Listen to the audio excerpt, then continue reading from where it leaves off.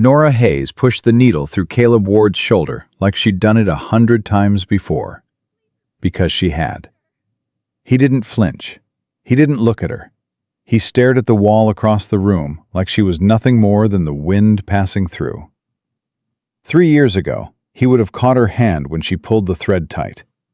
He would have said her name. Now he said nothing at all.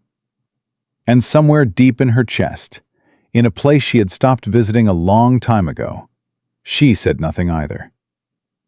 If this story already has you feeling something, please subscribe to our channel, hit that notification bell, and drop your city in the comments below. I want to see how far this story travels. Now let's begin. The needle went in. The thread pulled through. Caleb Ward didn't make a sound. Nora Hayes had learned, in the 3 years she'd lived and worked under his roof, that silence was the only language he kept for her now. She worked with steady hands and a careful face, with the kind of practiced stillness that didn't come from peace. It came from long years of deciding not to bleed where anyone could see it. The wound on his shoulder was deep, a gash from a fence post that had buckled in the July heat. The wood rotten through, and nobody having checked it before it gave way. It needed at least 7 stitches. She'd counted twice. "Hold still," she said, not because he was moving, because saying something out loud was better than sitting in that room with nothing but the sound of her own breathing. He held still. She pulled the 2nd stitch tight. He didn't flinch. She'd stopped being surprised by that. Back in the 1st year, when she'd stitched a cut on his palm from a mending accident, he'd held his breath and then cursed under it so soft she'd nearly laughed. He'd looked embarrassed. He'd looked human. Now he just sat there, like the pain had nothing to do with him, like she had nothing to do with him. "This one's going to scar," she said. "You'll want to keep it clean and change the dressing every morning, and no hauling fence posts for at least a week. You pull these stitches loose, you'll be worse off than—" "Miss Hayes." Her hands stopped, just for a breath. "Yes, Mr. Ward?" "I know how to manage a wound." She tied off the stitch and said, "Of course, sir." And she kept her voice so flat and even that there was nothing in it he could hold on to. Nothing he could read. She'd gotten very good at that. Miss Hayes. 3 years of that name in his mouth like something formal. Like something that meant nothing at all. She could still remember, though she tried harder every month not to, when he used to say Nora. Just Nora. Like he was glad to know it. Like it was a word worth saying. She finished the last stitch, cut the thread, and set the needle in the basin. He had his shirt pulled back over his shoulder before she'd straightened up. The door opened and closed behind him without a word, and she was left alone in the small back room with the smell of blood and camphor and the particular kind of quiet that followed a man who'd decided a long time ago that you didn't exist. She pressed both palms flat on the table. She let herself have 1 second, just one. Then she picked up the basin and walked back to the kitchen. Martha Greer had been with the Ward family since before Caleb was born. She was 61 years old and had the kind of face that had stopped pretending to be anything other than exactly what it was. Which meant that when Nora came through the kitchen door, Martha looked at her once, and then let the silence sit until the basin was emptied, the hands were washed, and Nora had reached for the flour sack with the determination of a woman trying to stay busy enough not to think. "How bad was it?" Martha asked then. 7 stitches. He'll be fine." "Lord," Martha pressed the heel of her hand into the biscuit dough. "Man goes out in the worst heat of July to fix a fence his own hands could have fixed without him, tears himself open, and then sits there like it ain't nothing. 38 years old. 39 next month." Martha looked up. Her expression was careful. "Right," she said. 39. Nora measured out the cornmeal. I'll do cornbread for the noon meal. And there are beans left from yesterday I can, Nora, put on the fire now so they're ready by... Nora. Martha's voice had gone gentle. The kind of gentle that meant, stop running. Set the cup down. Nora set the cup down. Martha turned to face her fully, flour on her forearms, hands at her sides. You stitched that man up, and he sat there and said 2 words to you that weren't Miss Hayes and I know. And you're standing in this kitchen right now, acting like none of it touches you. It doesn't touch me. Baby, you've been acting like things don't touch you for 2 years running, and it is the saddest thing I have ever watched. And I watched a mule try to cross a frozen creek. Something moved behind Nora's sternum. She kept her voice level. What would you have me do, Martha? Cry about it? March in there and tell him he can't treat me that way? Pack my bag and go? She spread her hands. Go where, exactly? Martha was quiet. I work in his house, Nora said. I tend what needs tending. I do my work, and I keep myself from making things complicated. That is all there is. That ain't all there is, and you know it. It's all there is that I'm willing to talk about. She picked up the measuring cup. Cornbread, yes or no? Martha held her gaze for a long moment. Then she turned back to her dough. Yes, she said, and put more salt in it than usual. Nora raised an eyebrow. Man's being an idiot, Martha said, without looking up. He deserves salty cornbread. Nora almost smiled. Almost. She'd come to the Ward homestead in the April of 1812 with a carpetbag and her mother's Bible and very little else. Her father had died in February. The fever had taken him fast and mean, the way it took most men. And the 40 acres of Tennessee soil he'd been paying off for 12 years had turned out to belong, on paper, to a creditor her father had borrowed from in a hard winter and never managed to square up with. The law cared about paper. It didn't care about promises. Nora had learned that lesson at 24 years old, standing outside a courthouse in a dress that was too thin for February wind, with nothing in her hands and nowhere particular to put them. Martha had found her. Martha had offered her work. He ain't easy, Martha had told her on the wagon road out to the property. He's quiet. He keeps to himself more than most. But he's fair. He don't raise his voice without cause, and he won't speak cruel to you. In my experience, that puts a man ahead of most of what's out there. Is he married? Nora had asked. Something had shifted in Martha's face. He was. His wife passed in 1810. Childbed. She'd paused. He doesn't speak on it. Nora hadn't asked again. She'd expected a grim house, closed doors, the particular sourness of a man who'd swallowed his grief and let it curdle into meanness. What she'd found had surprised her. Caleb Ward was not a warm man. He was too still for that, too much given to watching things from doorways without announcing himself. But he'd been decent, genuinely decent, which was rarer than people liked to admit. He'd thanked her for meals like he meant it. He'd helped her mend the kitchen garden fence one April morning without being asked and without making anything of it. Once, in a November storm that had come off the mountain faster than anyone expected, he'd ridden out in the dark to find her when she'd gone to the root cellar and the path back had disappeared in the wind. He'd found her huddled against the cellar door, with her arms wrapped around herself, half frozen, and he'd pulled off his coat without a word and settled it around her shoulders. And she had felt, for exactly that 1 minute in the howling dark, like someone's person. She had not let herself name what that felt like. She was smarter than that. But there had been something between them, something real and quiet and growing. She hadn't imagined it, and she'd spent enough time since trying to convince herself she had, that she knew the difference. And then the winter of 1813 had come. She still couldn't place the exact moment it changed. It wasn't one thing, or if it was, she'd never been told what. One morning he was the man she'd come to know, spare and steady and occasionally unexpectedly kind. By the end of that season, he was a stranger wearing the same face. He stopped saying her name.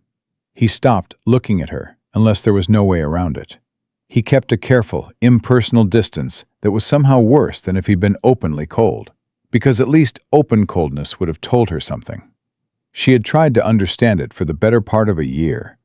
By the summer of 1815, she had stopped trying. Understanding wasn't going to change anything. She had $32 saved, not enough to leave on yet. She had her work. She had Martha. She had the particular discipline of a woman who has decided, as a matter of survival, to need very little. She was good at it. She was very, very good at it. Noon meal was served in the yard. Nora carried the tray out herself. Thomas, the boy who usually helped, had caught his hand on a plow blade that morning, and she'd cleaned and wrapped it and sent him to rest before Martha could fuss at her about taking on his work too. Caleb was standing near the fence line, talking to Jeb Alderman, the longest tenured of his farmhands, a lean, easy man in his 40s, who'd been with the Ward property since before Nora arrived, and who had the particular gift of being exactly where he was needed without ever seeming to try. Caleb had his arms crossed and his jaw set. His shirt was damp through from the July heat. He'd changed it. The one she'd cut open to reach the wound was on the fence post behind him. She set out the food without looking at him. "Miss Hayes." She looked up. He was watching her. That flat, considering look he'd gotten so good at. The one that gave nothing away and asked for nothing back. "You didn't have to bring this out yourself. Thomas hurt his hand this morning. I tended it." Something moved through his expression. "How bad?" "Not serious. He needs to rest it a day or two." "You should have come and told me." She looked at him evenly. "It needed tending. I tended it." A beat. Jeb had found something very interesting to look at somewhere over Nora's left shoulder. "I'll check on him after," Caleb said. "He's fine." "I'll still check." She held his gaze for one moment longer than she needed to. Then she looked at Jeb. "There's enough for everyone. Make sure he eats the midday meal. His shoulder'll give him trouble if he doesn't keep his strength up." Jeb smiled. "Yes, ma'am." She walked back to the house. She did not look back. Behind her, she heard Jeb say something low, something she couldn't catch. She heard Caleb say nothing at all. The green bean vines were heavy and dark with summer when she heard the horses. She was crouched in the kitchen garden in the long angled light of late afternoon, her basket half full, her fingers moving through the vines with the automatic ease of something done 1,000 times. The air was thick and golden. Somewhere across the property, a woodpecker was going at a dead oak with a patience she envied. She heard the horses and she straightened. 2 riders at the front gate, moving slow and deliberate, the pace of men arriving somewhere they meant to be. The first was heavyset, older, gray at the temples, sitting his horse like it owed him a favor. The second was younger. He rode easy, loose in the saddle, the way men rode when they'd spent half their lives on horseback and had made some kind of peace with distance. His hat was pushed back from his face. His coat was road dusty at the hem. He was looking over the property with the open, cataloging attention of a man who was seeing something for the first time and hadn't decided yet what he thought of it. Then his eyes moved to the garden. They found her without effort, and he didn't look away. He looked at her the way a person looks at another person, direct and unhurried and without any particular apology for it. Like she was real, like she was there.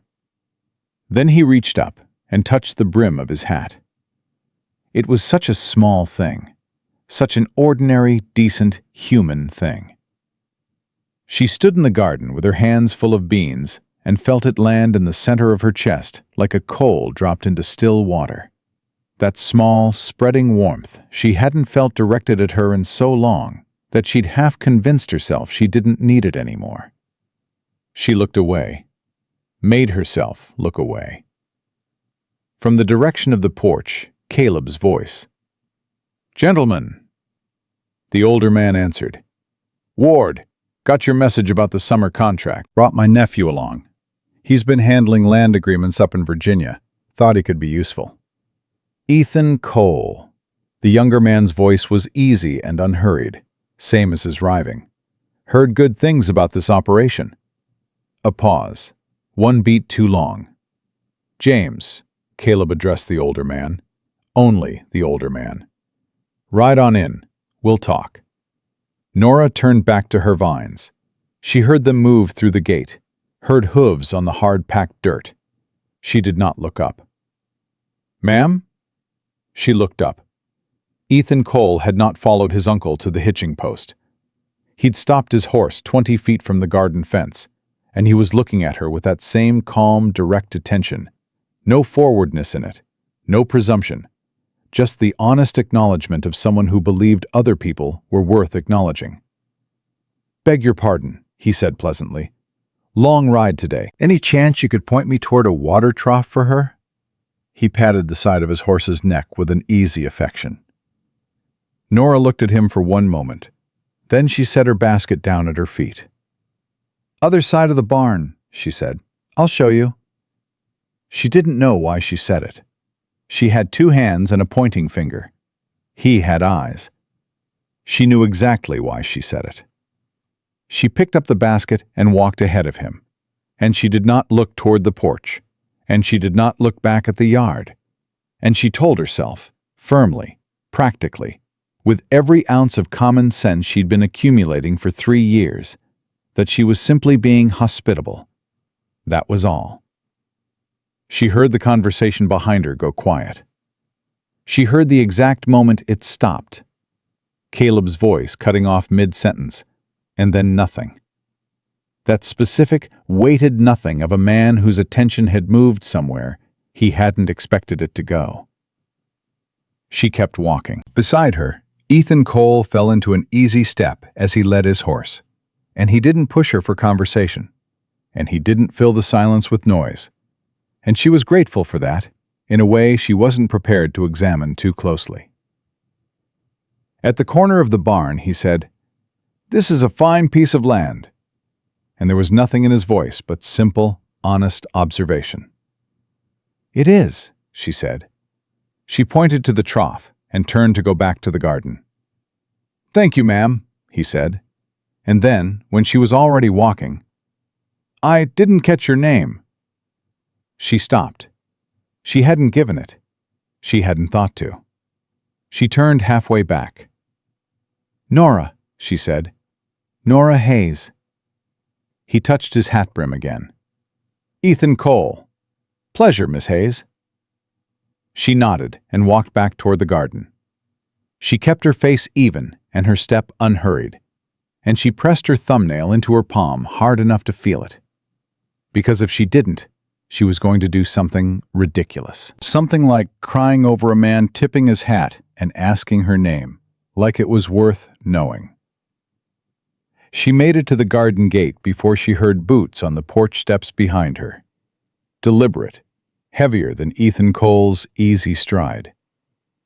She made herself not turn around. She crouched back down among the bean vines, and she reached for the next cluster, and she breathed. 3 years. 3 years of being Miss Hayes and nothing else. Of moving through this house like something less than a person. Of tending a man's wounds and cooking his meals, and watching him look straight through her like she was made of glass. And it had taken a dusty stranger on a tired horse to remind her, just by looking at her straight, just by saying her name like it meant something, that she was still there, still real, still someone worth speaking to. God help her. That was the most frightening thing she'd felt in a very long time. Supper that evening was the kind of quiet that had its own weight. Caleb sat at the head of the table, the way he always did. Straight-backed, deliberate, taking up no more space than he needed, and making no apology for the space he held. James Whitmore sat to his right, talking about land rates and summer contracts and the price of corn in Virginia. And Caleb answered him with the measured, unhurried attention of a man who understood business and took it seriously. Nora moved between the kitchen and the table, setting and clearing, filling cups without being asked, the way she had done 300 times before. Ethan Cole sat to Caleb's left and said very little. He wasn't quiet the way Caleb was quiet, that locked-down, deliberate silence that kept everyone at a measured distance. Ethan was quiet the way a man was quiet when he was actually listening. When she set the bread down in front of him, he said, "Thank you, Miss Hayes," without looking up from the conversation, like it was the most natural thing in the world to acknowledge a person who'd just done something for you. She noticed. She hated that she noticed. "The eastern parcel's where I'd start," James Whitmore was saying. "Get the boundary markers confirmed before the county men come through in September. After that, it's just paperwork." He wiped his mouth with the back of his hand. "Ethan can walk the line with you tomorrow if you want a second set of eyes." "I know my own land," Caleb said. "Sure you do. But having a man who's done 30 land agreements in 3 years standing next to you while you do it don't hurt anybody." James shrugged. "Up to you." A pause. Caleb's eyes moved, just once, across the table. Not to his guest, not to his foreman, to Nora. She was pouring coffee. She kept her wrist steady. "Fine," Caleb said. "Tomorrow morning." Ethan nodded once. "I'll be ready." Nora set the coffee pot down and went back to the kitchen, and did not allow herself to think about why Caleb Ward had looked at her in the middle of a conversation about property lines. She was washing the last of the supper dishes when she heard the boots on the kitchen step. She knew without turning that it wasn't Martha. Martha's step had a particular drag on the left side from an old ankle injury. And it wasn't Caleb. Caleb's boots hit the floor like he owned whatever was under them, which he did, and she could tell his step in the dark. This step was easy, unhurried. "Miss Hayes?" Ethan Cole stopped in the doorway. He had his hat in his hand, had taken it off before he came through, which was the kind of thing you noticed because not everyone remembered to. "I'm sorry to interrupt. I wanted to return the cup." He held it out. "Martha lent it to me this afternoon."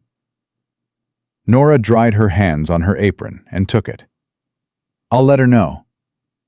He didn't leave. But he didn't come further in, either. He stood at the edge of the doorway, like a man who understood that doorways existed for a reason, which was another thing you noticed. "Long day," he said. "Hot one." "July in Tennessee," she said. "They're all hot." He smiled at that. It was a real smile, not the practice kind men put on when they wanted something, but the kind that happened when something actually struck you as true, or funny, or both. "Fair point," he said. He turned the hat in his hands once. "You been here long? On this property?" She looked at him. 3 years. "Good work, then. Place runs smooth." "Martha runs it smooth." "Who keeps Martha from running herself into the ground?" He said it simply, like an observation, not a compliment designed to get anything back. He looked at her with those direct, unhurried eyes, and waited. She didn't have an answer for that. Or she had one and wasn't going to say it. "Good night, Mr. Cole," she said. "Good night, Miss Hayes." He fitted his hat back on. "Thank you again. For the water trough." He was gone before she could say it was nothing, which was good. because she wasn't sure she could have said it convincingly. She heard them arguing after midnight. She wasn't trying to. Her room was above the kitchen, the smallest room in the house, with a window that faced the yard, and sound carried in summer when the windows were open and the air was still. She lay in the dark and heard Caleb's voice, low and flat, the way it got when he was holding something in tight, and James Whitmore's voice, looser, carrying the easy authority of a man who wasn't used to being questioned. "Already told you what the parcel's worth. You told me what you want me to think it's worth," Caleb said. "Boy, I've been doing land business since before you, I'm aware." Caleb's voice didn't rise. That was the thing about Caleb Ward. He never raised his voice because he never needed to. What he had instead was a stillness that hit harder than volume. Which is why I know what the survey said in 1809, and what you're saying now ain't the same number. A silence. Then Whitmore said, "You'll want to be careful about the tone you're taking with me." "I'll take whatever tone reflects the conversation we're having," Caleb said. "Which right now is a conversation about numbers that don't add up." She heard a door. A hard close. Not a slam, but close. Then quiet. She stared at the ceiling. Something moved through her chest. Something warm and complicated that she hadn't expected. She'd watched Caleb Ward be fair. She'd watched him be decent. She'd watched him, in his worst seasons, be simply absent, locked behind whatever wall he'd built in the winter of 1813 that she'd never been able to see over. She hadn't watched him be fierce before. She pressed her hand flat against her sternum and told herself to go to sleep. It took a long time. Morning came hard and bright and merciless, the way only July mornings could, and Nora was in the kitchen before the sun had fully cleared the tree line, because that was what mornings required of her, and she had long since stopped waiting for mornings to be any other way. Martha came in 20 minutes later, with a look on her face that meant she'd already heard something. "James Whitmore's nephew," Martha said without preamble, dropping into the chair by the fire to rest her knee, the way she did every morning before the day started properly. "Tell me about him." "There's nothing to tell. Honey, I watched that man ride in yesterday afternoon, and the first thing he did was look for you in the garden. First thing." Martha held up one finger. "Before he even got off his horse all the way. He needed water for his horse. I showed him where the trough was. And walked him there yourself, which you didn't need to do, and which you absolutely did do." Martha looked at her steadily. "How old is he? 30-ish? I didn't ask. Good looking?" "Martha, I'm 61 years old, baby. I still got eyes." Nora turned back to the fire and said nothing, which was, as she was well aware, its own kind of answer.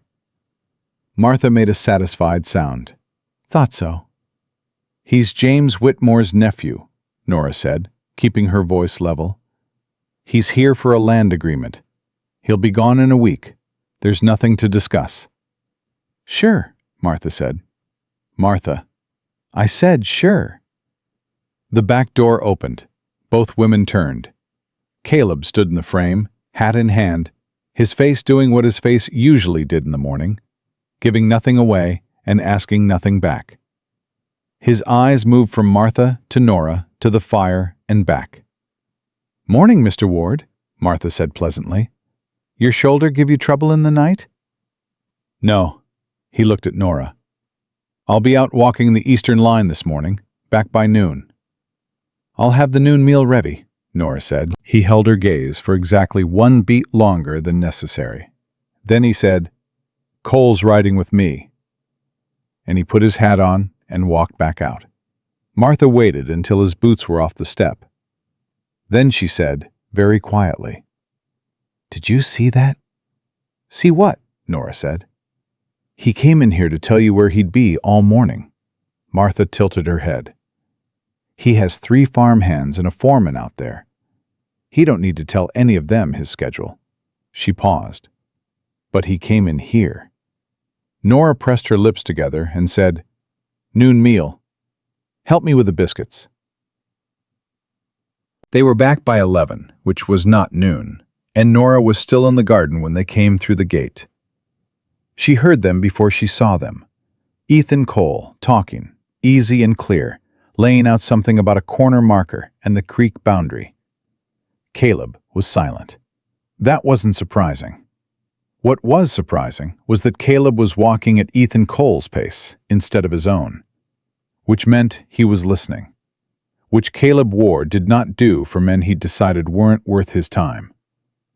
She kept her eyes on the vines. "Miss Hayes." Ethan Cole's voice, closer than she expected. She looked up. He'd stopped at the garden fence. Caleb was 3 steps behind him, and he'd stopped too, and the expression on his face was the one he usually kept only for men who had just said something he found worth examining from a careful distance. "Mr. Cole," she said, "wanted to ask you something, if you got a minute." He put one hand on the top of the fence rail. "Easy. Martha told me you've been managing the kitchen garden since you arrived. Said you're the one who decided what to plant where." She looked at him. "Martha's generous." "Martha's accurate, from what I can tell." He nodded toward the far end of the garden. "You've got the pole beans on the north end there. That's smart. Keeps them from shading the squash. Did you work that out yourself?" She blinked. In 3 years, no one had asked her about the garden layout. She watered it and weeded it, and it produced food. And that was where the conversation ended. "Yes," she said. "My father taught me. He kept a kitchen garden his whole life." "Good teacher," Ethan said, and meant it.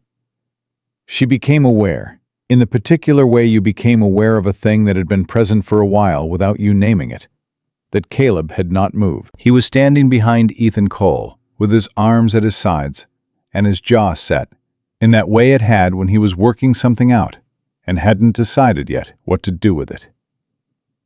"Dinner at noon," she said, and she looked at neither of them when she said it, because she could only hold so many things at once. The twist came that afternoon, and she wasn't prepared for it.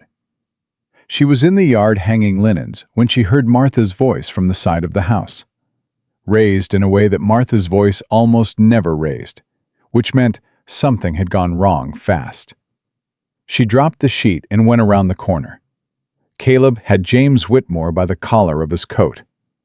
Not violent, not yet, but his fist was wound in the fabric, and he had drawn the older man up to his full height, which was considerable.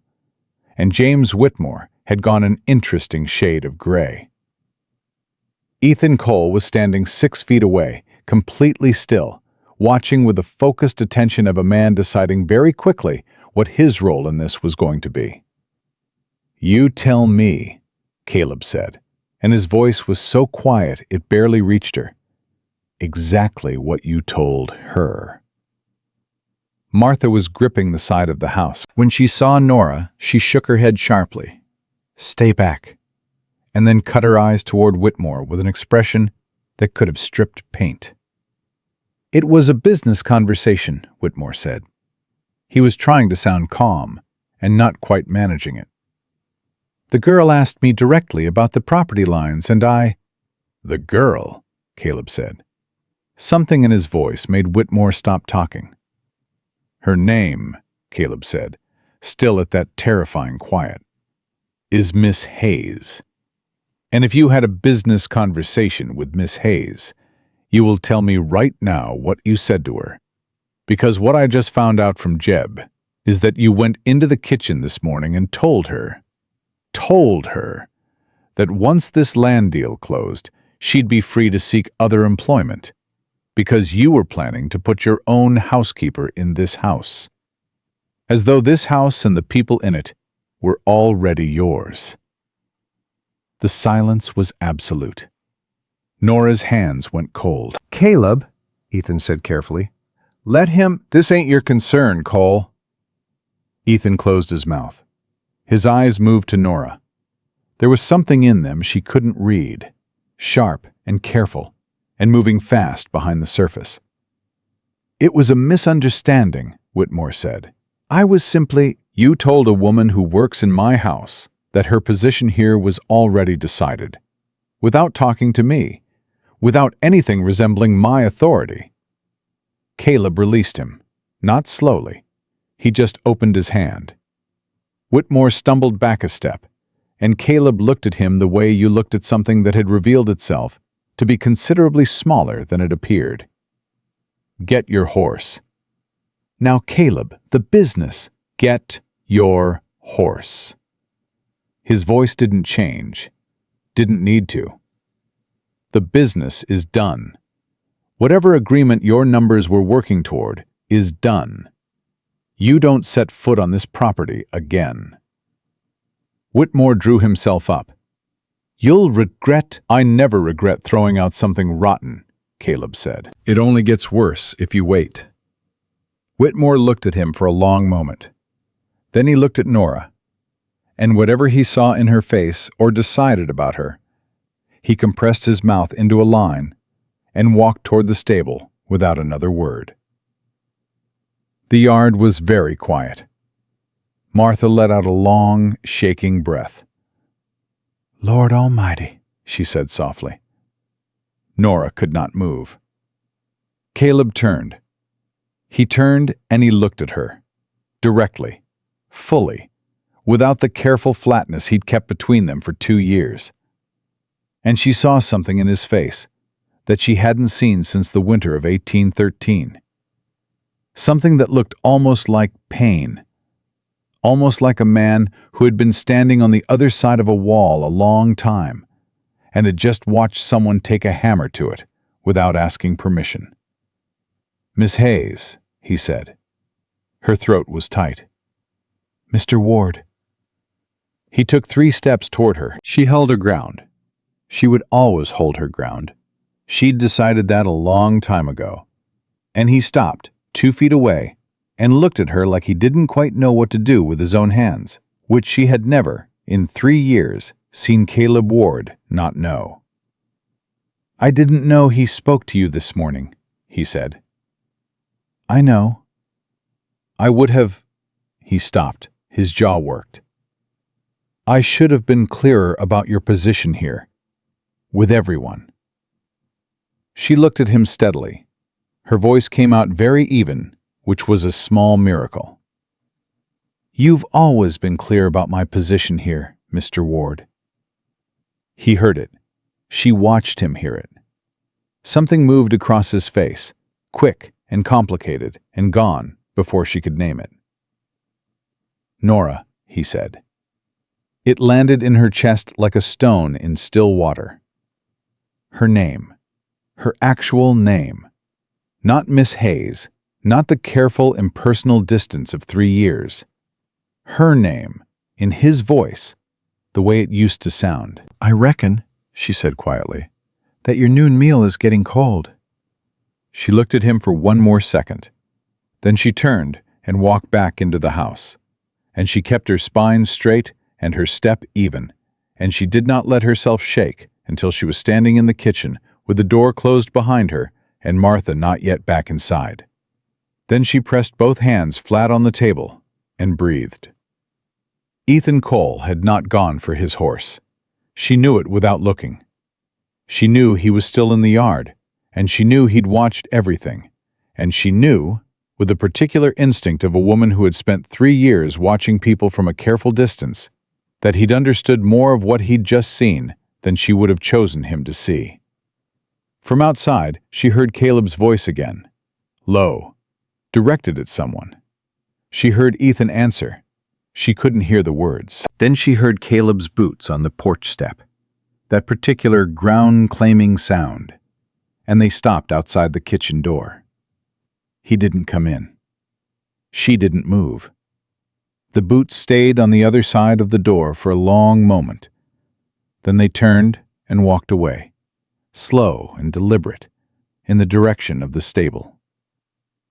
She stood in the kitchen and breathed, and tried to decide if what she was feeling was relief or something far more dangerous than that. Outside, Ethan Cole was still in the yard. She could hear him moving, unhurried, like a man who had no particular reason to rush. And somewhere in the back of her mind, behind everything else that was pressing for her attention. One quiet thought surfaced and refused to go back down. Caleb Ward had heard that another man spoke to her this morning, and he'd gone straight to James Whitmore. Not after lunch, not when the business was settled. Straight to him. Right then. She pressed her thumbnail into her palm. 3 years of silence, and the thing that cracked it, the thing that finally put his hand in another man's collar in her defense, hadn't been a single grand moment. It had been a conversation about pole beans. A man with road dust on his coat, asking her name like it was worth knowing. A stranger tipping his hat. 3 years of nothing, and it had taken another man looking at her straight to make Caleb Ward remember she was there. She didn't know whether to be grateful for it, or furious about it, or heartbroken that it had taken that long. She picked up the bread and put it on the table. She reckoned she was all three. James Whitmore rode out before the noon meal was cold. Nobody watched him go except Jeb Alderman, who stood at the gate with his arms crossed and the particular expression of a man who had seen bad business come and go and had learned not to mourn its leaving. The dust from Whitmore's horse settled fast in the heavy July air. The property went quiet, and Ethan Cole did not follow him. Nora found that out from Martha, who found it out from Jeb, who'd been told directly by Ethan himself. Politely, firmly, without a great deal of explanation, that he'd be staying on a few more days to finish the survey he'd started. Independent of his uncle, independent of the agreement that had just collapsed in the yard. "He's staying," Martha said, setting a bowl of beans on the table. Nora said nothing. "Said he'd sleep in the barn if there wasn't room." "There's room," Nora said. "There's always been room." Martha looked at her with those careful, knowing eyes. "You all right?" "I'm always all right." "That's what worries me." Martha sat down heavily and folded her hands. "Caleb said his name 3 times this afternoon. Ethan this, Ethan that. Man who barely speaks is suddenly speaking." Nora set the bread on the table with more force than necessary. "Good. Maybe he'll keep at it." Martha said nothing. She had the wisdom to know when silence was the sharper tool. Caleb found her at the well just before sundown. She heard him coming, that particular weight of his step, and she kept drawing up the bucket because the water still needed drawing and the day didn't stop for complicated things. She had the rope in both hands when he said, "Let me."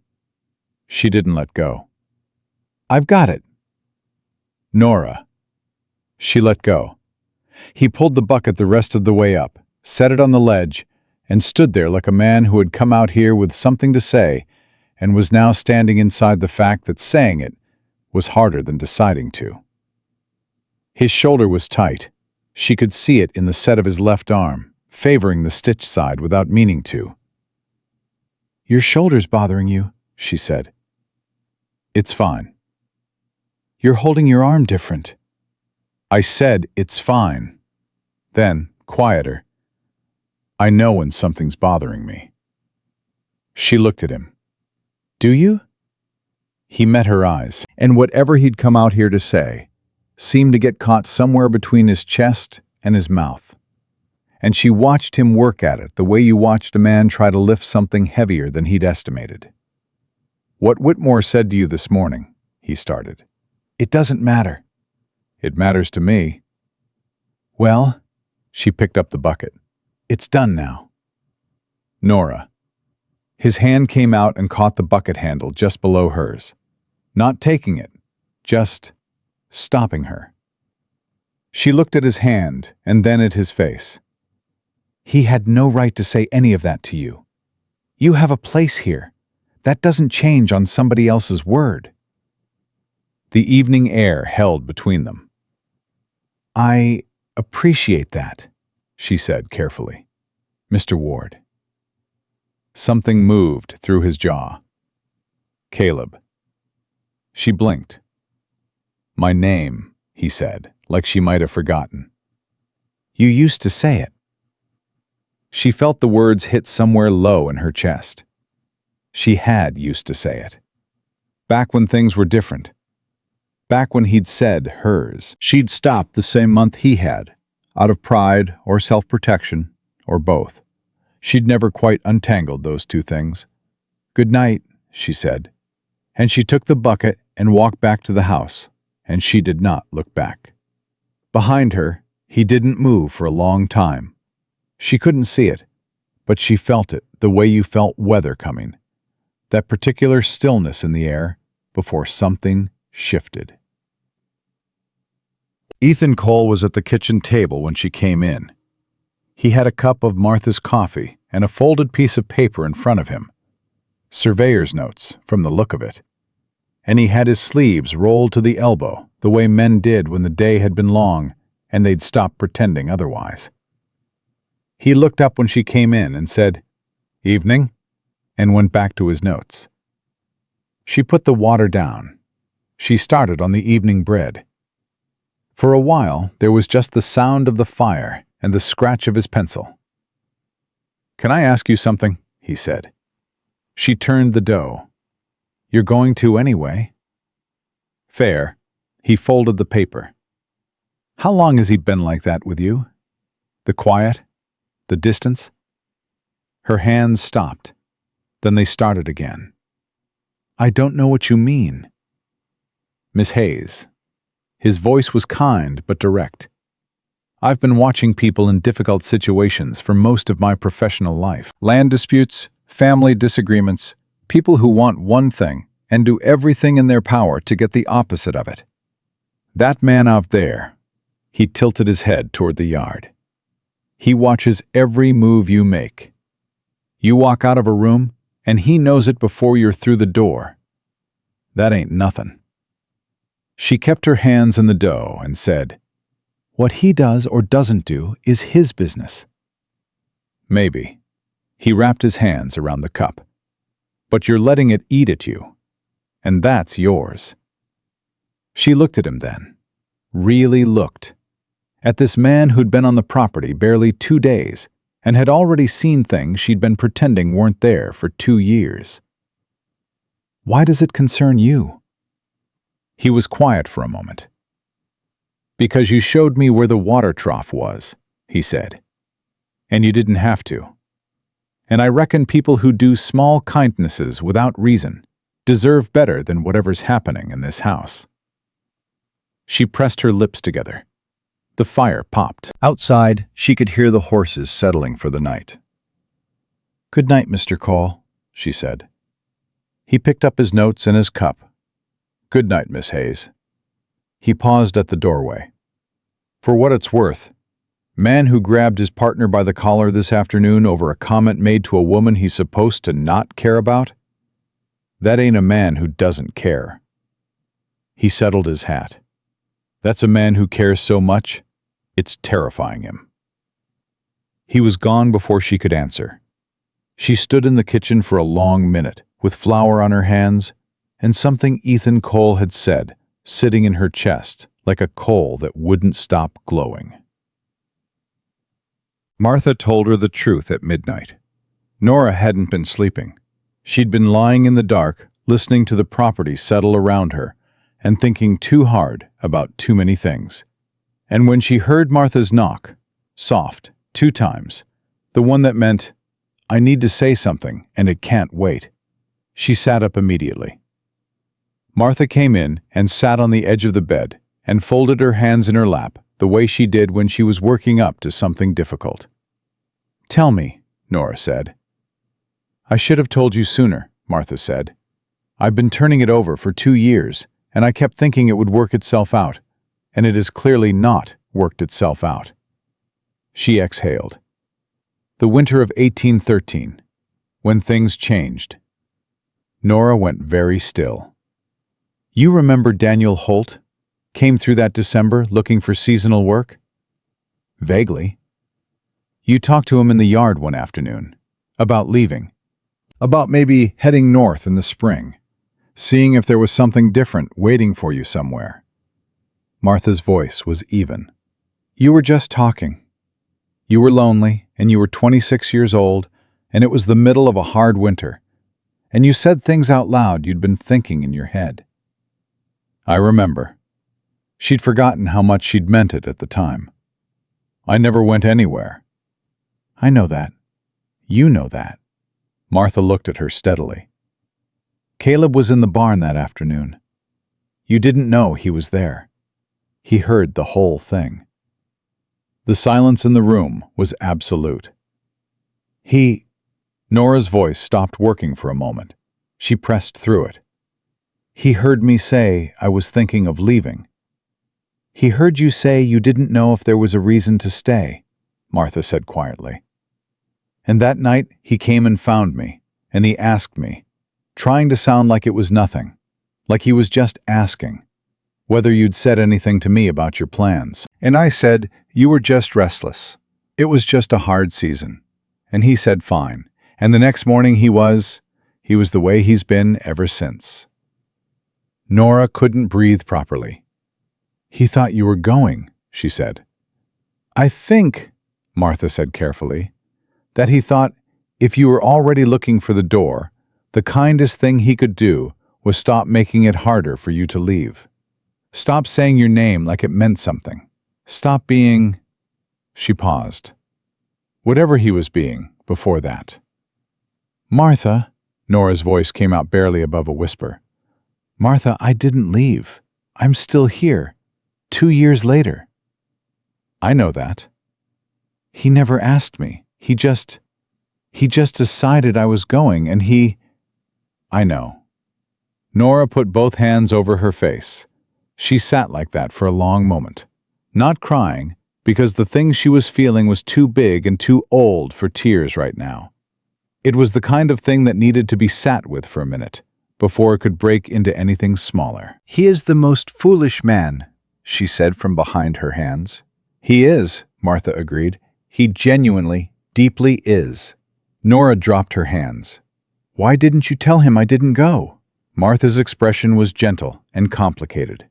Because when I tried, he said he reckoned it was your business what you did with your life, and it wasn't his place to be in the middle of it. And by then he'd already built that wall so high, I couldn't see over it either. She shook her head. He's good at walls, that man. Been building them since his wife died. You were just the first person who made him want to stop. Nora stared at the ceiling. Her whole chest felt wrong, like something had been screwed in tight for 2 years, and someone had just found the mechanism and turned it the other direction. And she didn't know yet if it was relief or agony, or simply the particular feeling of a truth that arrived 2 years too late. Go to sleep, Martha said, and stood. Whatever happens next, it'll make more sense in daylight. She doubted that, but she didn't say so. Caleb's stitches tore at dawn. She found out from Jeb, who came to the kitchen door white-faced, and said the boss had been loading fence posts before sunup, and had caught the wagon edge wrong, and he was bleeding through his shirt, but had told Jeb to leave it alone, and Jeb, wisely, had decided that wasn't a thing he was willing to do. Nora took her kit and walked across the yard and went into the stable without announcing herself, and Caleb was sitting on a hay bale with his shirt half off and his jaw set, and the particular expression of a man who knew he'd done something stupid and had decided to be stubborn about it. She looked at the shoulder. 2 of the 7 stitches had pulled loose. It was bleeding steadily. Sit still, she said. I told Jeb. Jeb was right, and you know it. She set the kit down and cleaned her hands and went to work. And he sat there and let her, which meant it hurt more than he was letting on. She worked fast. She'd done this enough times that her hands knew what to do without her having to think about it, which was good because the part of her that was doing the thinking was occupied with other things. She tied off the first stitch. He made no sound. You heard me, she said. A beat. What? In the barn, December 1813. She didn't look up. She moved to the second stitch. You heard me talking to Daniel Holt about leaving." The silence was different this time. It had weight. "Martha told you," he said, not a question. "Yes." She pulled the thread taut. "You thought I was going." His jaw was set hard. "I thought you'd already decided." "I was 26 years old, and it was the worst part of winter, and I was lonely," she said. Her voice stayed even. She was proud of that. "I was talking. I didn't go anywhere. I'm still here." "I know you're still here." "Then why—" She stopped, tied the stitch, made herself steady. "You could have asked me." You could have said, "Nora, I heard what you said to that man. Is it true?" You could have said anything. Instead, you just disappeared. You looked right through me for 2 years, and you never once— "I know." His voice came out rough. She looked up. He was looking at her, not past her, not through her, at her, the way he used to. And the thing behind his eyes was not the careful blankness he'd perfected. It was something cracked open and honest and painful. "I know," he said again, quieter. "I figured you had enough to carry without me putting more on you." She stared at him. "So you gave me nothing instead?" "I gave you—" He stopped. Something moved in his throat. "I tried to give you room." "I didn't need room." The words came out before she could stop them. "I needed to be seen. I needed someone to say my name and mean it. I needed—" She pressed her mouth shut. He said, very quietly, "Nora." She looked at him. "I'm sorry." His voice had the particular quality of a man for whom those 2 words cost something significant. "I am. I know what I did, and I know it was wrong, and I don't have anything to offer for it except that I thought—" He stopped again. "I've buried someone I cared about. I know what it costs to hold on to something you can already see leaving. I thought if I let go first, it would hurt less." He looked at her steadily. "I was wrong about that." She sat back on her heels. Her hands were steady. The rest of her was not. Outside, boots crossed the yard. She recognized them without looking. Ethan Cole's easy, unhurried step, coming from the direction of the bunkhouse. Coming closer, stopping outside the stable door. "Miss Hayes?" Ethan's voice, careful. "Jeb said there was an injury." "It's handled," Caleb said. He said it without looking away from Nora. His voice was flat and final in a way that had nothing to do with anger, and everything to do with a man who had just said true things out loud for the first time in 2 years, and was not ready to stop. A pause. Then Ethan said, "All right," and she heard him take 1 step back. Just one. Because Ethan Cole was a perceptive man, and he had been watching this property for 2 days, and he understood, in the way that clear-eyed people understood things without being told, that he had just walked up to the edge of something that had very little to do with him. Caleb looked at her. She looked back. The morning came through the stable boards in long strips of light. Somewhere in the yard, Jeb was moving posts. Somewhere in the kitchen, Martha was making noise that meant breakfast was close to ready. The whole day was continuing around them at its normal pace, entirely indifferent to the fact that something had just shifted in this room, so fundamentally she couldn't yet measure it. "Caleb," she said. He watched her say his name. Watched it the way a man watched something he'd been waiting for and hadn't been sure was coming. "Your stitches are done," she said. "Don't load fence posts for a week." He said nothing. She packed her kit. She stood up. She made it to the stable door before he said it. "I don't want you to leave." She stopped. I know I got no right to say it, he said. And I know it ain't the same as what I should have said 2 years ago. But His voice caught on something, and a man like Caleb Ward did not catch on things easily. And that alone was enough to hold her in place. I need you to know that. She stood in the doorway with her kit in her hand, and the whole July morning pressing in around her, and the sound of Ethan Cole's boots moving quietly, deliberately, away across the yard, giving them distance, giving them this. And she breathed in once. She did not turn around. Not yet. She wasn't ready yet, and he needed to wait. And part of her, the part that had been invisible for 2 years, needed him to understand that wanting her to stay was not the same as having earned the right to ask her to. I know, she said. She walked back to the house. Her hands were still steady. Her heart was not. And somewhere behind her, inside the quiet of the stable, she heard the very particular sound of a man who had said true things, sitting with what saying them had cost him. She pressed her palm flat against the kitchen door and pushed through it and walked straight to the fire. And when Martha turned and looked at her face, really looked, she didn't ask a single question. She just pulled a chair out from the table and said, "Sit down," and poured the coffee, and that was all. For now, that was everything. Martha didn't ask questions over coffee. She just sat across the table and let the silence do what silence did when two people had known each other long enough to understand that some things needed to settle before they could be spoken.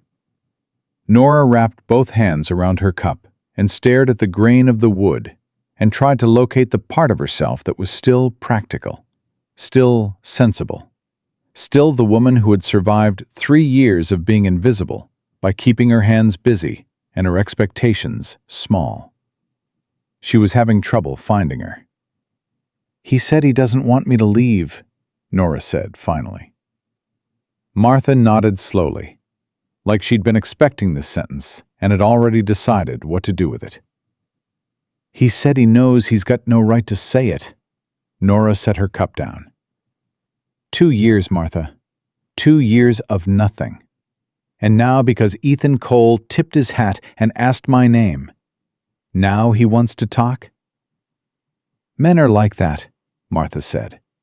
"They don't know what they've got until someone else looks at it." That is not a compliment to the species. "No," Martha agreed.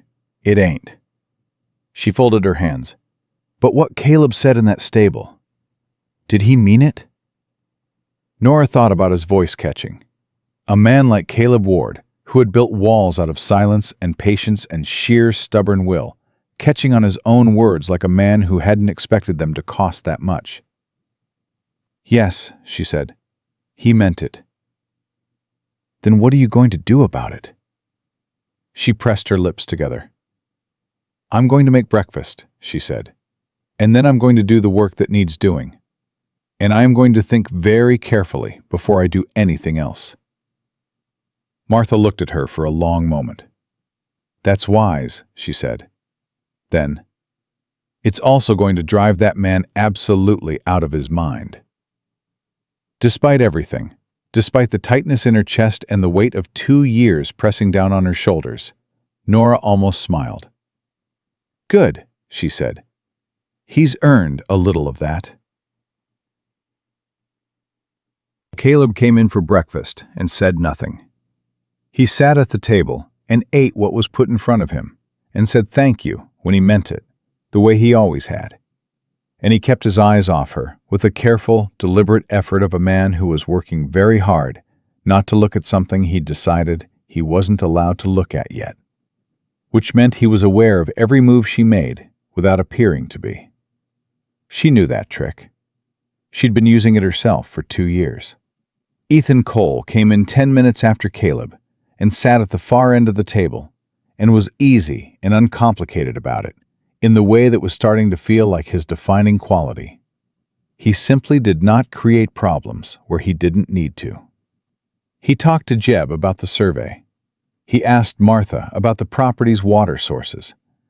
He ate everything on his plate and thanked her for it, and did not once make any of them feel like the previous 24 hours had happened.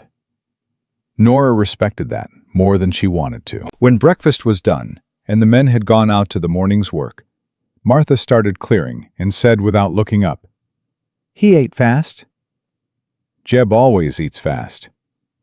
I meant Caleb. Martha stacked the bowls. He ate fast, and he left, and he looked at the door you'd gone through exactly 3 times before he did. She paused. Not that I was counting. Nora took the bowls from her and said nothing, and Martha had the wisdom not to push it. The letter arrived before noon. Jeb brought it in from the road. A rider had passed through, heading south, and left it at the gate, already stamped and sealed, and addressed in handwriting Nora didn't recognize. Addressed not to Caleb, addressed to her. She stood in the kitchen and looked at it for a moment before she opened it. It was from her mother's sister, her Aunt Ruth, who lived in Georgia, and with whom Nora had exchanged letters exactly twice in the past decade. Once when her father died, once when Ruth's husband had. It was not a long letter. Ruth was not given to long letters. But what she'd written was plain and direct, the way Ruth did everything. I am not well, Nora. The doctor says my heart.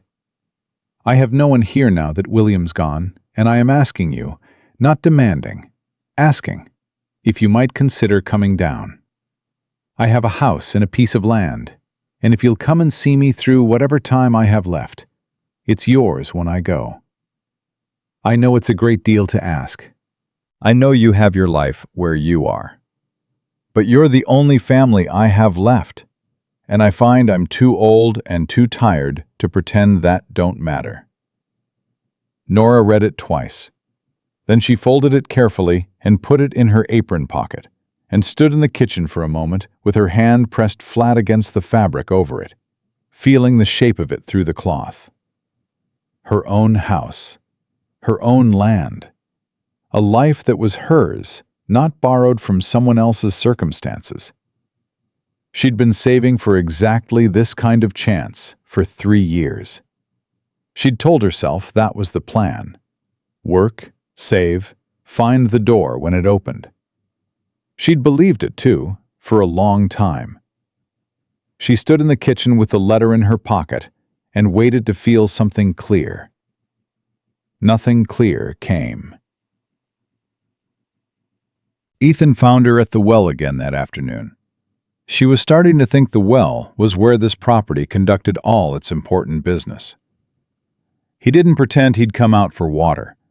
He just fell into step beside her on the way back, and walked with her in that unhurried way of his that made silence feel natural instead of charged. After a moment she said, "You're still here." "I am." "The survey's done." "The survey's done," he agreed. She looked at him sideways. "Mr. Cole." "Ethan." It was the first time she'd used his given name, and she watched him notice it. "What are you still doing here?"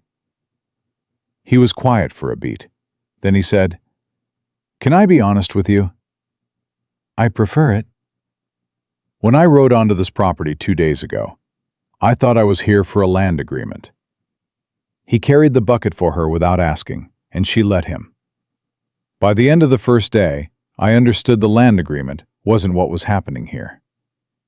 He kept his eyes ahead. "My uncle has been running a particular kind of scheme for about 4 years, overvaluing parcels he doesn't own outright, getting signatures on preliminary agreements before the survey's done, then adjusting the numbers on the back end. By the time the buyer figures out what happened, the paperwork's tight enough that the law shrugs." She stopped walking. He was going to do that to Caleb. He was going to try. Ethan set the bucket down. "I rode out here because he asked me to. I stayed because I needed to know how far along it was, and because I needed to decide what I was going to do about my uncle being the kind of man I didn't know he was when I was younger and foolish enough to admire him." He looked at her directly. "I've sent a letter to the county surveyor's office, laid out what I know. My uncle won't be able to run this in Tennessee again." She looked at him steadily. "You did that today." "I did that yesterday, before supper." He picked the bucket back up and started walking again. "Thought you should know." "Why?" "Because this is your home," he said simply, "and somebody tried to take it from you sideways. And I was part of the reason they had the access to try. That needed fixing." She walked beside him and thought about what he'd just said. Your home. And felt something in her chest move in response to it. "I got a letter today," she said. She didn't know why she said it. Maybe because he was safe in the particular way of someone passing through. Someone who would hear it and then leave and take it with him.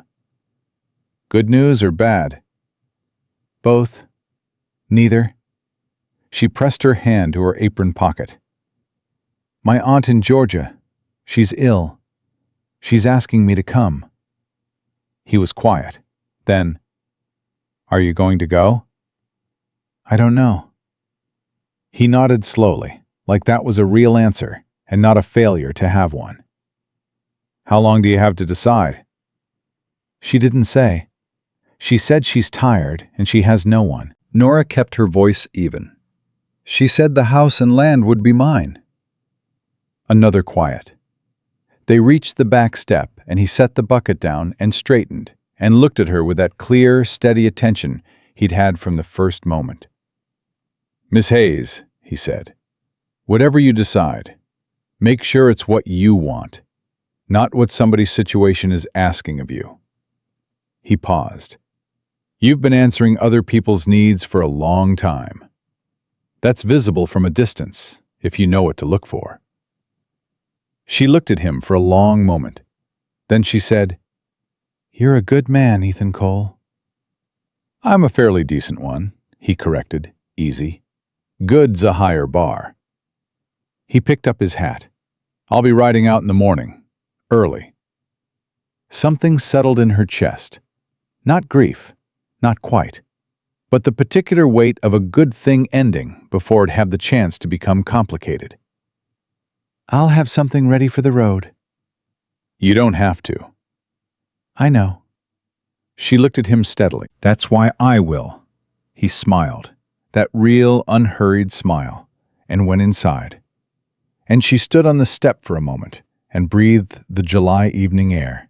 And she thought about Georgia and about letters and about the shape of a life that was entirely your own. And she tried to decide if that was what she wanted. She thought about a man in a stable saying, "I don't want you to leave," in a voice that cost him something significant. She went inside and started the evening meal, and said nothing to anyone about any of it. Caleb came to find her after dark. She was on the porch. She came out there sometimes in the evenings when the house was too close, and the night was cooler than the day had any right to promise. And she heard his step on the boards before she saw him.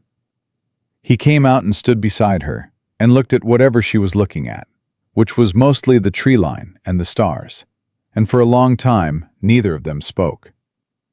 She had the letter in her pocket. She could feel him wanting to say something. The pressure of it was almost physical. Caleb Ward working up to words was like watching weather build, that particular stillness that came before something broke. "Ethan Cole's leaving in the morning," he said. "I know, he told me." A beat. "Good man," Caleb said. It came out like it cost him something to admit it. "He is," she agreed. Another silence. "He tell you why he's still here? Past the survey?" "He told me about your uncle's scheme." She paused. "He fixed it." Caleb's jaw moved. "I know. Jeb told me. I owe him." I think he'd say, "You don't." "I know what I owe," Caleb said. Flat and final. The way he said things, he'd already decided. She looked at him sideways. In the dark, he was all angles and shadow, and the careful stillness that she had spent 3 years trying to stop reading as meaning something. She pressed her thumbnail into her palm. "I got a letter today," she said. He turned his head. My aunt, in Georgia. She's ill and she's asking me to come. The silence that followed was different from all the other silences he'd kept. This one was alive. She's offering me her house, Nora said, when she goes. Her land. She let that sit. It's the kind of offer you don't get twice. No, he said, very quiet. I don't reckon you do. She waited. He was working at something. She could feel it. That internal effort of a man deciding how much of himself he was willing to put out where it could be seen, and refused. What are you going to do? He said finally. I haven't decided. What do you need to decide? She looked at him. A reason to stay. The words landed in the space between them like a stone dropped from a height. Clean. Definitive. She had not planned to say them. They'd simply come up the way true things came up when you were too tired to keep them down. He turned to face her fully. In all the years she'd known him, she could count on one hand the times he'd turned to face her fully. Really face her. The way you faced something you weren't trying to manage from a distance. Nora. Don't, she said. Her voice was low and steady. Don't say my name like that if you're about to say something you'll walk back in the morning. I'm not going to walk it back. You walked away from me for 2 years on the strength of a conversation you overheard and never asked me about. You don't have a strong record on this. He took that. Didn't deflect it, didn't argue it, just held it the way a man held something he'd earned. That's fair, he said. You're right. I know I'm right. Nora. Her name again. And this time there was nothing careful about it. It came out rough and direct, and without any of the walls he usually built around things that mattered. I let 2 years go because I was afraid. I don't do that easy, being afraid of things. But the idea of you leaving... He stopped. Started again. I'd rather have you gone on your own terms than stay because I held on too tight. So I let go. He looked at her steadily. I let go wrong. I know that. She held his gaze. Her chest was doing something complicated. Tell me what you need, he said. Tell me, and I'll do it. If you need me to say it plain, I'll say it plain. I should have said it 2 years ago, and I didn't, and I cannot fix that.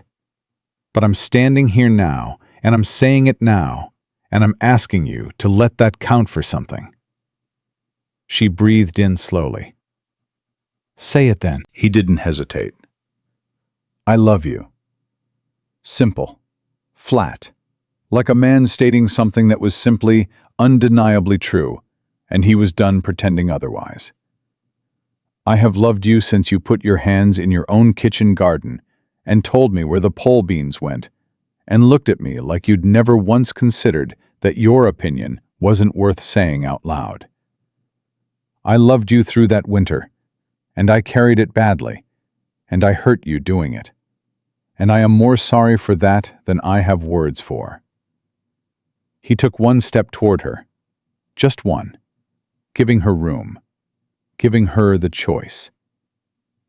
You want a reason to stay. That is the only reason I have to give you. It's real, and it's yours, if you want it. But if Georgia is what you choose, I will not stand in your way. The stars were very bright. The tree line didn't move. Nora stood on the porch of a house she'd worked in for 3 years and looked at the man who'd made her invisible, and then defended her, and then told her the truth, and then said her name like it meant something. And she tried to locate the anger she'd been keeping in a careful locked place for 2 years. It was still there. She wasn't foolish enough to think one conversation dissolved 2 years of hurt. But under it, under all of it, under the practical caution and the self-protection and the $32 she'd saved against the possibility of leaving, under all of that was something that had been there since November of 1812, when a man had pulled his coat off in the dark and put it around her shoulders, and she'd felt, for exactly 1 minute, like someone's person. It had never gone away. She'd just gotten very good at not looking at it. "Caleb," she said. He watched her say his name. "I'm not making any decisions tonight," she said. "All right. And I'm not making them because you said what you said. I'll make them because they're mine to make. You understand that?" "I understand it." She looked at him for a long moment. Then she said, "Your stitches need looking at tomorrow morning. Don't do anything tonight that pulls them." Something moved across his face. Not quite a smile, but the suggestion of one. The ghost of what a smile looked like on a man who hadn't let himself have one in a long time. "Yes, ma'am." She went back inside. She made it to a room and sat on the edge of the bed and put her face in her hands and sat there for a solid minute, being entirely, completely overwhelmed in a way she hadn't let herself be in longer than she could remember. Then she straightened.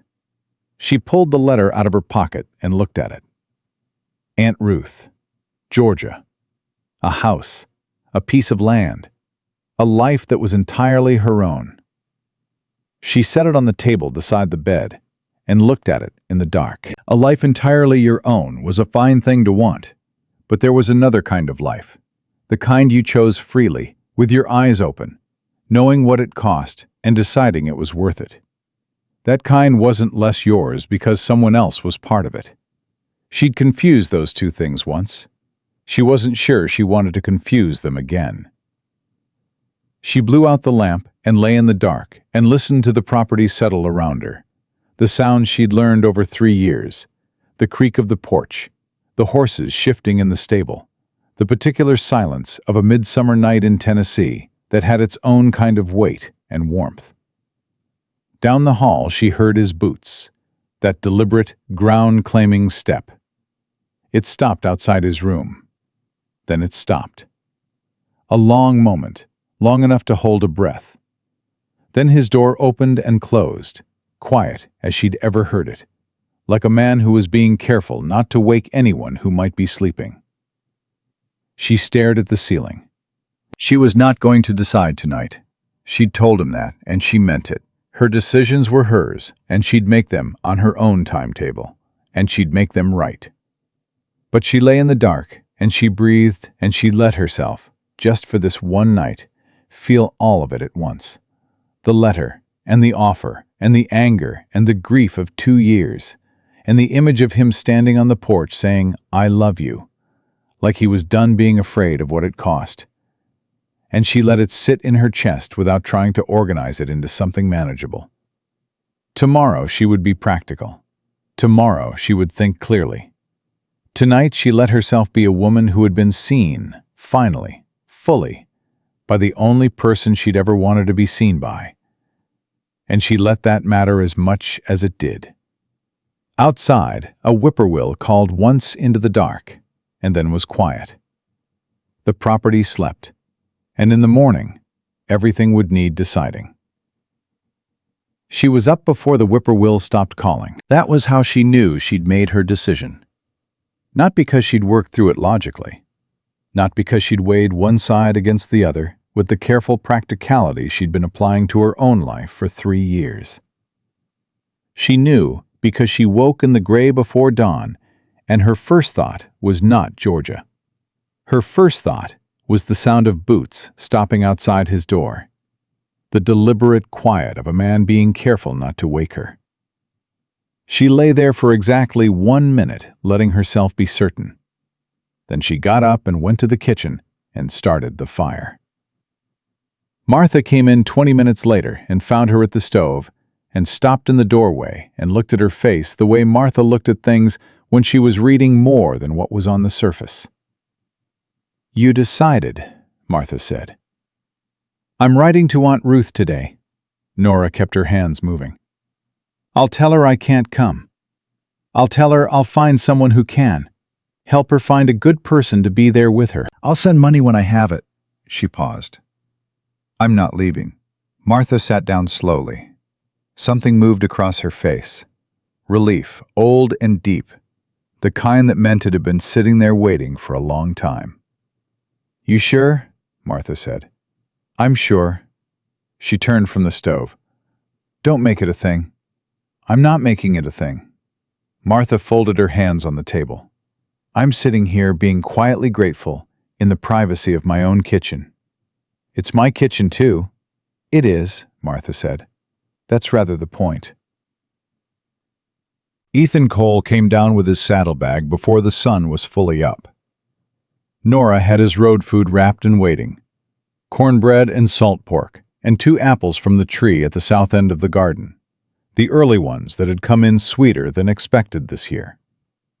He took it without protest, which meant he'd been expecting it, and he held it in both hands and looked at her with those clear, direct eyes. "You decided," he said. She raised an eyebrow. "Is it written on my face?" "Something is." He wasn't smiling, but his voice was warm. "You look like yourself." She didn't know exactly what he meant by that. She thought she understood it anyway. "Safe road," she said. "Thank you." He tucked the parcel into his bag. Then he looked at her one more time. "Miss Hayes. Nora." He said her name like he'd earned the right to use it, which she supposed he had. "Whatever he did wrong, and I suspect he did plenty, that man has not looked away from you since the first second I arrived on this property, whatever that's worth to you." "It's worth something," she said carefully. "Good." He settled the bag on his shoulder. "That's all it needs to be for now." He went out to saddle his horse, and she stood in the kitchen and listened to him go. And she felt the particular kind of gratitude you felt for people who came through your life briefly and left it cleaner than they found it. She heard Caleb before she saw him. He was in the yard talking to Jeb. Real talking. The kind where he used full sentences, which meant something had shifted in him overnight, the same way something had shifted in her. Jeb was nodding in the way Jeb nodded when he was genuinely listening and not just being polite. She came out to the porch to call them for breakfast, and Caleb looked up immediately, like he'd known exactly when that door would open. And across the yard their eyes met and held. He didn't look away. She didn't either. Jeb looked between them, made a brief, private decision about where he needed to be, and walked off toward the fence line without being asked. Caleb came across the yard. He stopped at the base of the porch steps and looked up at her, and she looked down at him, and neither of them spoke for a moment, because some things needed a breath of space around them before they could be said right. "How's your shoulder?" she asked. "Stiff. Better." He put one hand on the porch post. "Ethan gone?" "Just now." He nodded, looked at his hand on the post, then back at her. "Did you—" He stopped, steadied. "The letter. Did you make a decision?" "I did." He waited. He was good at waiting. She'd always known that about him, the patience he had, the particular stillness of a man who decided something was worth holding for.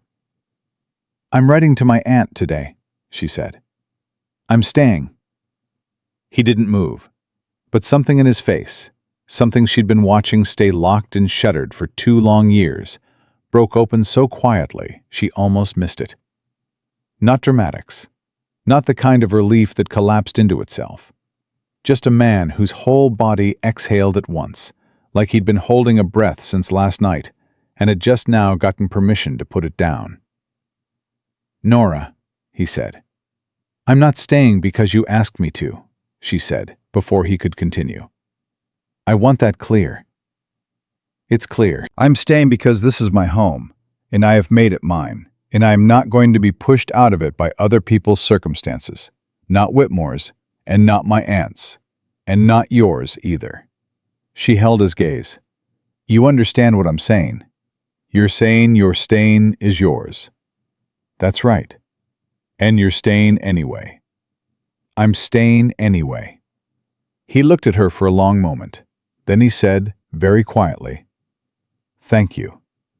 Not for staying. She understood that. He was thanking her for saying it clearly, for giving him truth instead of management, for being direct in a way that told him exactly where she stood and expected him to stand equally clear. "Breakfast is ready," she said. "Come in before it's cold."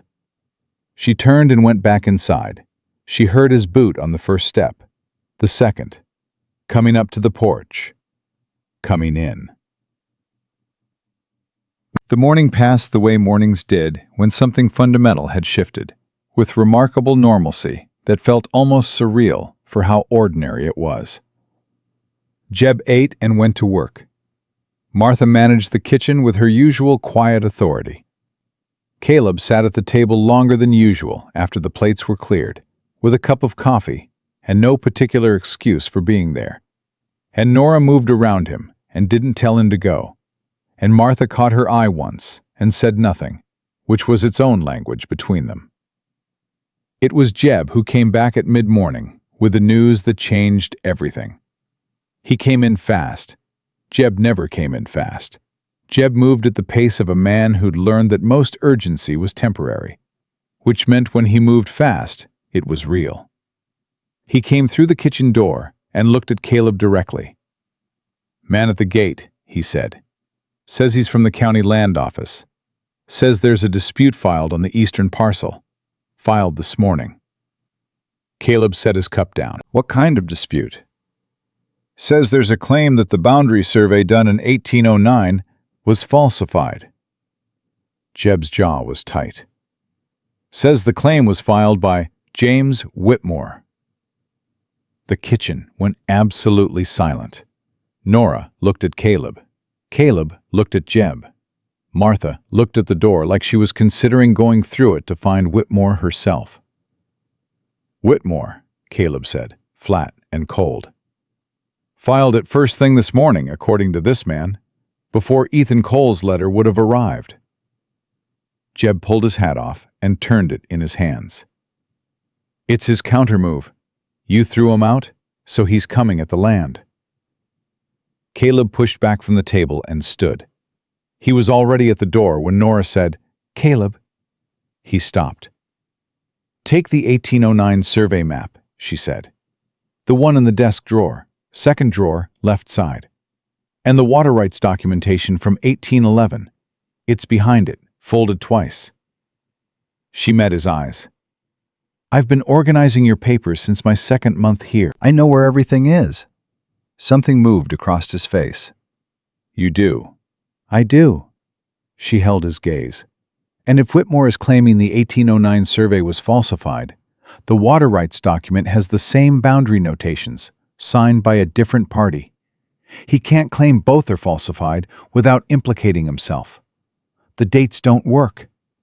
Caleb looked at her for one full second, with something in his face that went beyond gratitude and beyond surprise, and landed somewhere deeper than either.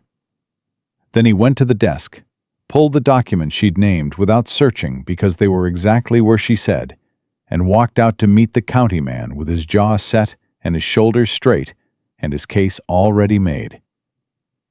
Jeb looked at Nora, then at Martha, then back at Nora. "You knew where those papers were the whole time?" "I know where everything in this house is," she said, and went back to the morning's work. Martha made a small sound that was definitely a laugh disguised as a cough. The county man left an hour later. She watched from the window without meaning to. She was washing the breakfast dishes, and the window faced the yard, and she was simply there when Caleb walked the man back to his horse and stood while the man rode out, and then stood alone in the yard for a moment after the gate closed. He turned. He found her in the window without searching. She didn't move away from it.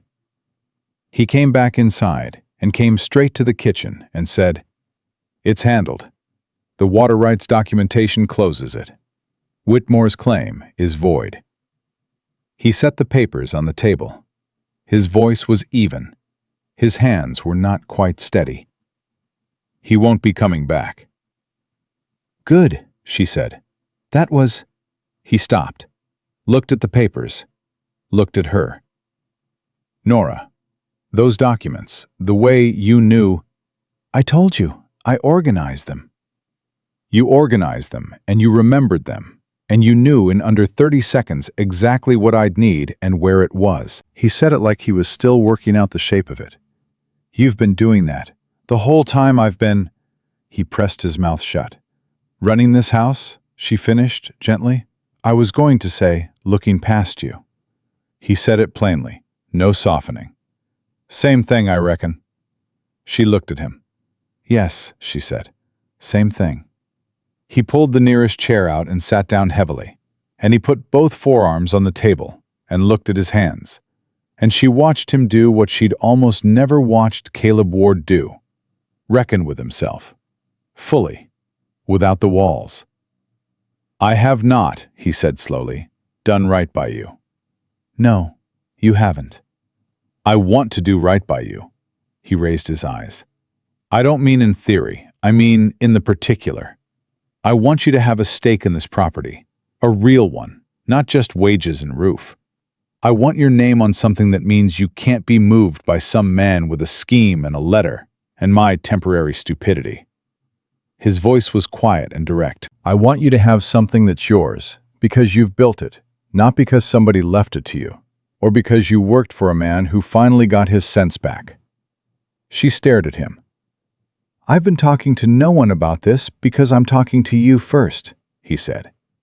The way I should have been doing things all along. He held her gaze. Tell me what you think. She sat down, across the table from him, and she looked at this man, this stubborn, silent, frightened, decent, foolish man who had loved her badly, and was sitting here now asking her what she thought before he did another single thing. And she felt something release in her chest that had been held so long she'd forgotten what it felt like to breathe without it. I think, she said, that you should have asked me what I thought 2 years ago. I should have.